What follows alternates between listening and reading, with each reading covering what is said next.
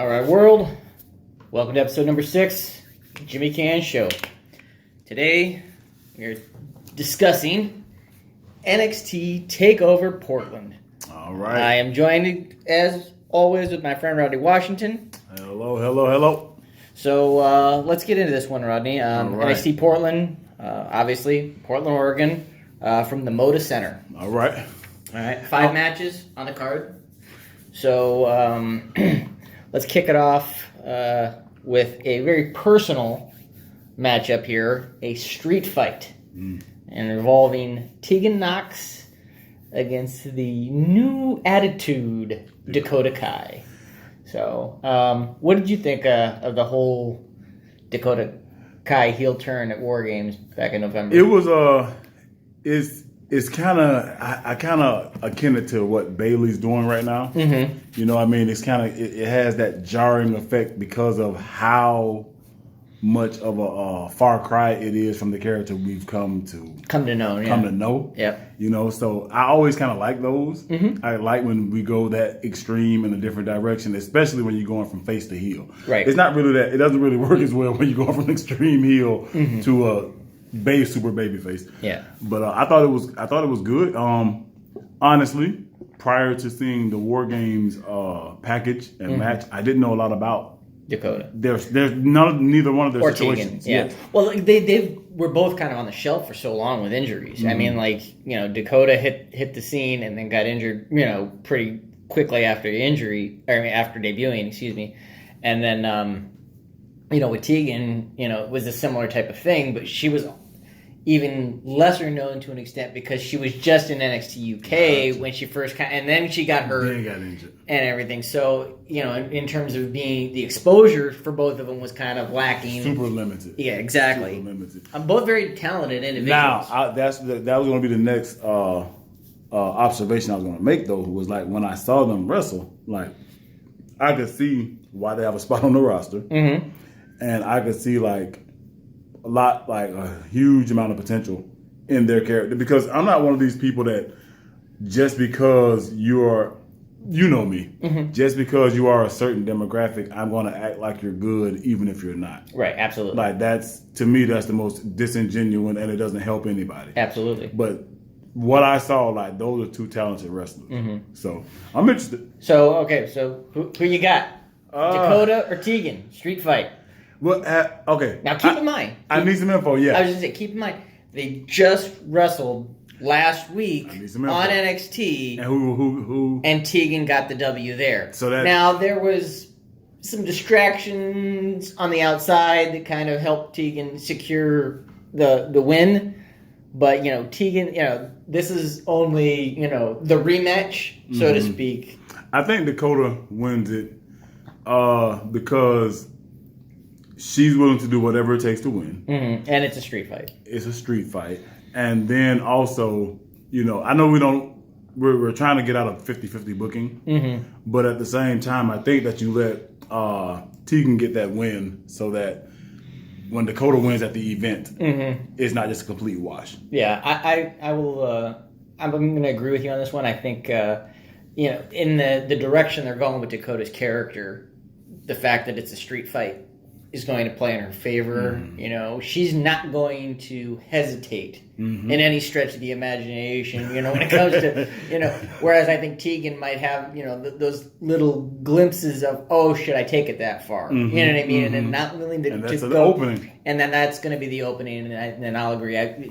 So we're in agreement on this one, that Dakota takes the win. Next up, for the NXT Tag Team Championship. Champions the Undisputed Era, represented by Bobby Fish and Kyle O'Reilly, taking on the Dusty Classic winners of the BroserWeights, Pete Dunne and the original bro, Matt Riddle. Now I'm going to tell you, the good thing about these, what do you call these, podcasts? What do you want to call these? Episodes. Yeah. The good thing about these is a lot of times you're catching me with my initial reaction, because I don't even...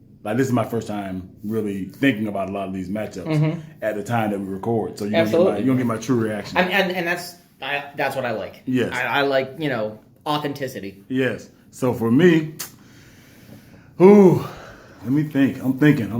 I think the Bruiserweights may walk away. Broser, sorry. Sorry. I think the Bruiserweights may walk away with this. I don't know why I'm kind of seeing that.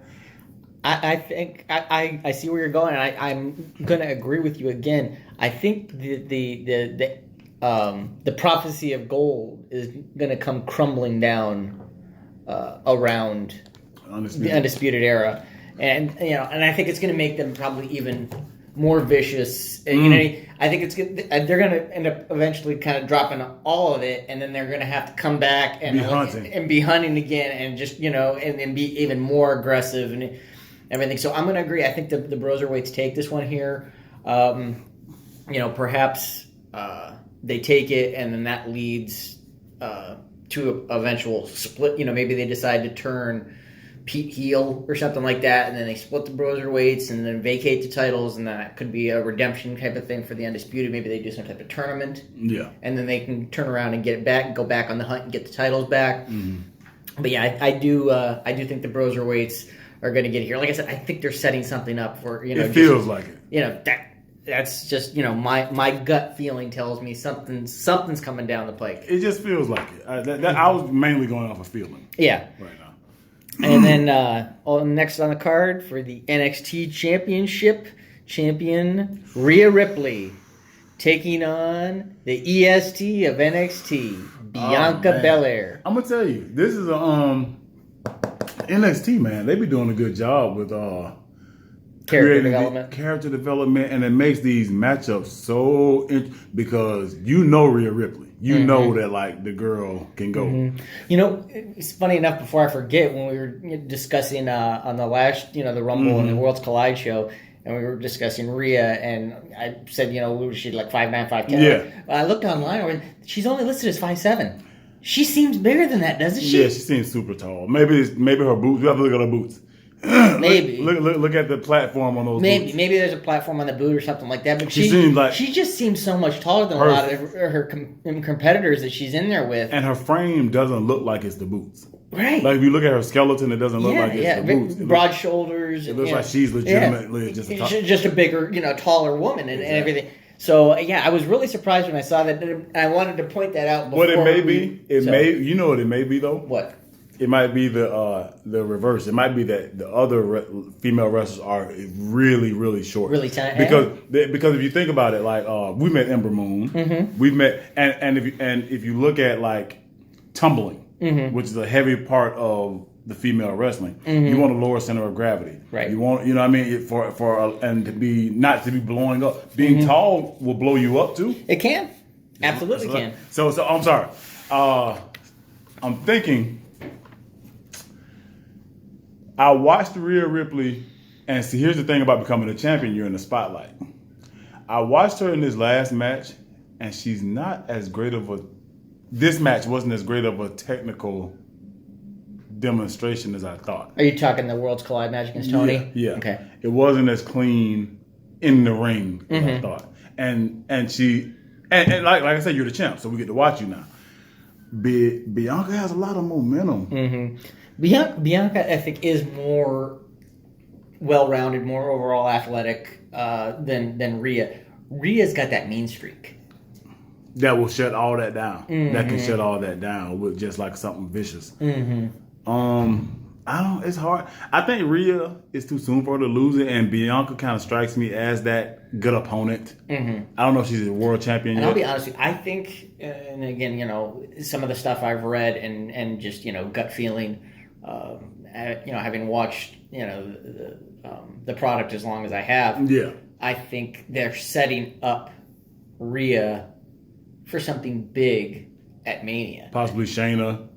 No, I'm not talking at the TakeOver. Yeah, I'm talking at Mania. WrestleMania. I think Charlotte and Rhea are going to come to blows at Mania. And that might set something up for, Ronda's return, maybe, to come back. And if we're just talking wrestling, be honest with you now. Right now, though, Rhea Ripley is not on Charlotte Flair's level as a performer. As a wrestler, as an in-ring technician. Yeah. As an in-ring technician. But so I'm going to say Rhea retains. Really? You know, I like I said, I think they're setting something up for me. And like I said, I feel like Bianca's a really good opponent. She's in that nebulous right now. She's a really good opponent, legitimate. She'll get wins against lesser opposition, but I don't think she's there yet. Next up on the card, grudge match. Johnny Takeover himself, Johnny Gargano, taking on the Prince, Finn Bálor. A big grudge match here. You know, Johnny missed his first takeover ever because of Bálor. This is where we get our first screwy finish. You think? I think Johnny wins by disqualification. I think the way that Finn's been acting lately, he snaps and it'll be a Pyrrhic victory or whatever. You know, I mean, he'll win, but it's like, what did he really gain? You know, that's kind of what I'm seeing. Yeah, I could see that. I honestly though, I think Finn's going to take this one outright. Okay. You know, because I think they're setting Finn up to move into the title picture. Him and Ciampa at WrestleMania weekend would be big enough to do that. Yeah, and like I said, we haven't discussed the NXT Championship matchup yet, but you know that's going to be Ciampa and Cole and everything. So well, you kind of got a preview of what I'm thinking. Yeah, in that matchup. You know, so it could get very interesting. Down the pike. If Ciampa pulls that one out and you get Bálor and Ciampa, that could be that Prince Prince money. I mean, that is as big a match as I think NXT can make. Especially if you're talking about Demon. And that's another thing that's interesting. Since this heel turn, he hasn't had to be a Demon. He hasn't done the Demon. Do you think I don't think we're going to get it here at this show, but if the Mania weekend one comes up, do you think we get a heel Demon? And what does a heel Demon look like? Here's what I think. Here's what I would love. First of all, let me tell you what I would love. I would love, since he's a heel right now, Finn Bálor comes to NXT on WrestleMania weekend for the NXT Championship as Hannibal Lecter.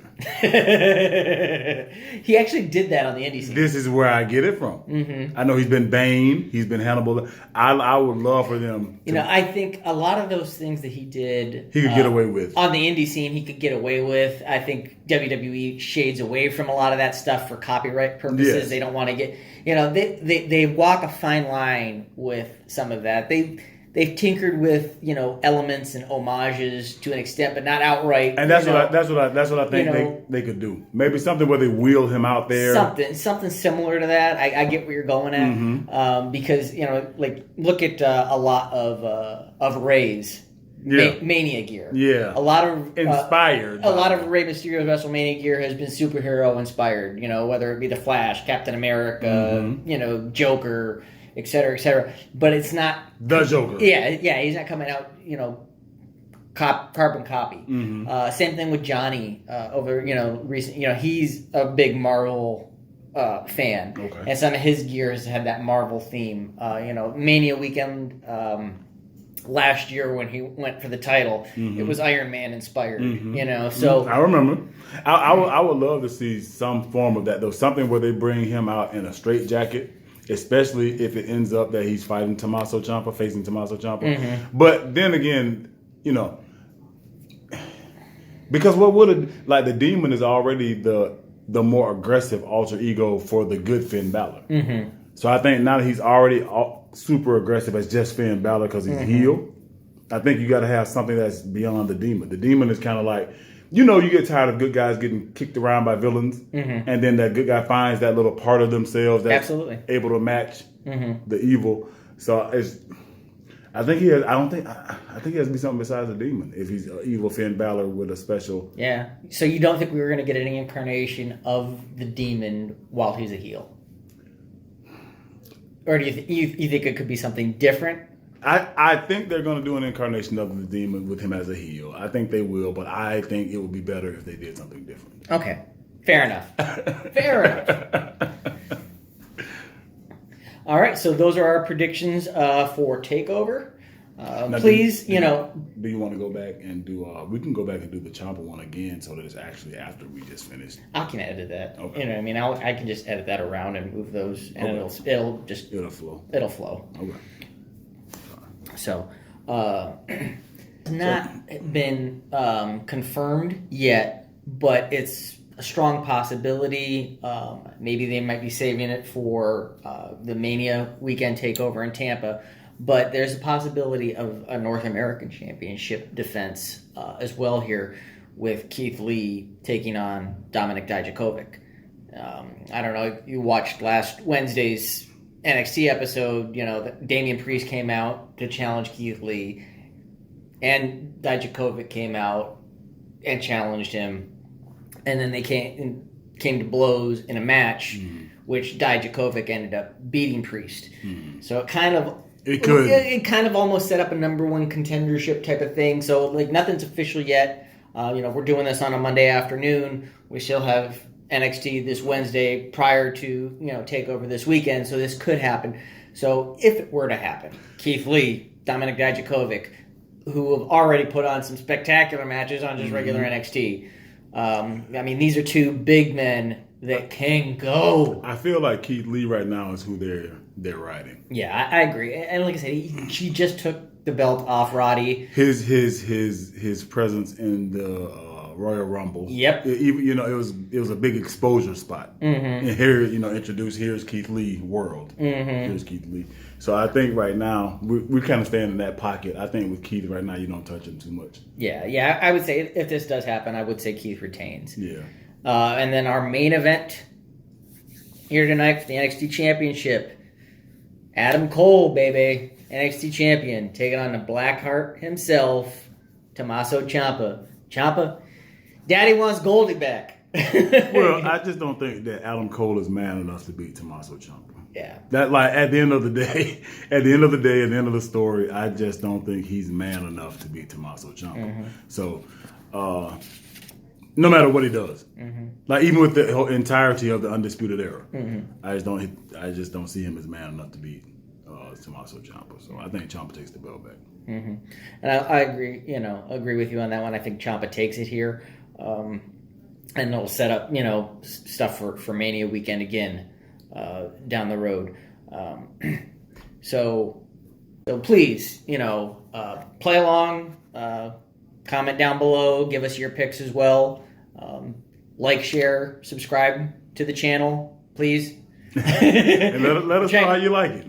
Trying to get this thing off the ground a little bit. A little later this month, we'll be back to discuss the Mansoor Invitational, otherwise known as Super Showdown. Mansoor Invitational. Otherwise known as Super Showdown. We're going to get Mansoor's going to be involved in He's going to win, too. Some capacity. He's going to beat Goldberg. He's going to beat Goldberg. Here's the thing with that. I like the kid. I think but I think it's gotten to a point now where it's almost too pandering. Every time we do a show in Saudi, let's trot out Mansoor and put him over. And have we gotten past that? No, we haven't. Bags of money. I know it's bags of money, but truckloads of money. Then, but wouldn't it be more impactful if he didn't go over this time, and they could build something up so that way he goes over next time? No, they don't want to think about that. He's got to win every time. But right now we've only got one match announced for that card, so we'll get into that more at the end of the month when the card's solidified. And then next month we got one more stop before Mania weekend. Next month will be the Elimination Chamber. So those will be our next two. Like I said, please play along with us, and we'll catch you guys next time. All right.